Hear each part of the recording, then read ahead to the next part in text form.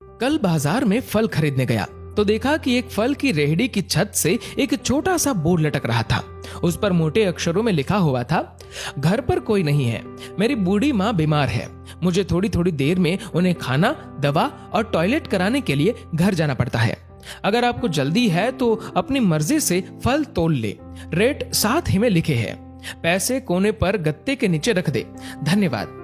अगर आपके पास पैसे नहीं हो तो आप मेरी तरफ से मुफ्त ले जाना, इजाजत है। मैंने इधर उधर देखा, पास पड़े तराजू में 2 किलो सेब तोले, दर्जन भर केले लिए, बैग में डाले, प्राइस लिस्ट से कीमत देखी, पैसे निकालकर गत्ते को उठाया। वहां 100, 50 और 10-10 के नोट पड़े थे। मैंने भी पैसे उसमें रखकर उसे ढक दिया, बैग उठाया और अपने फ्लैट पर लौट आया।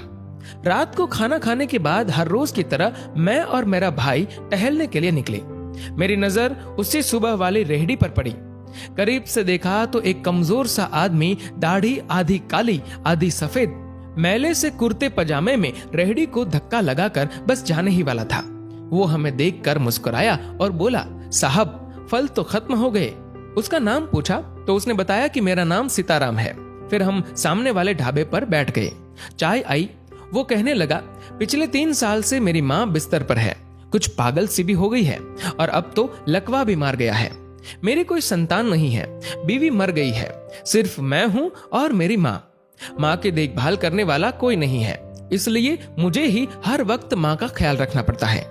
एक दिन मैंने माँ के पाँव दबाते हुए बड़ी नरमी से कहा, माँ तेरी सेवा करने को तो बड़ा जी चाहता है, पर जेब खाली है और तू मुझे कमरे से बाहर निकलने नहीं देती।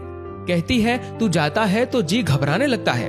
तू ही बता मैं क्या करूं, न मेरे पास कोई जमा पूंजी है। ये सुनकर माँ ने हाँफते कांपते उठने की कोशिश की।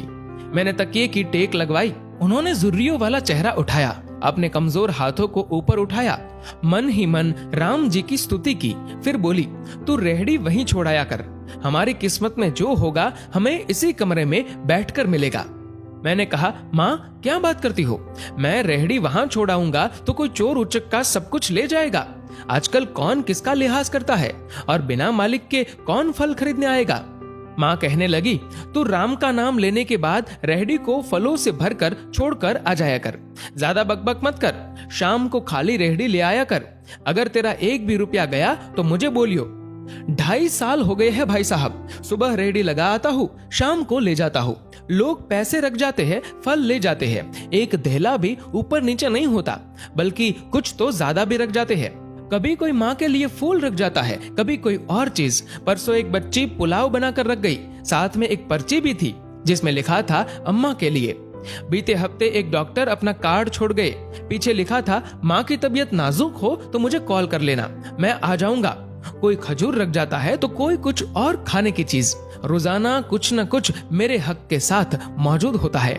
न माँ हिलने देती है, न मेरे राम कुछ कमी रहने देते हैं। माँ कहती है, तेरे फल मेरा राम अपने फरिश्तों से बिकवा देता है।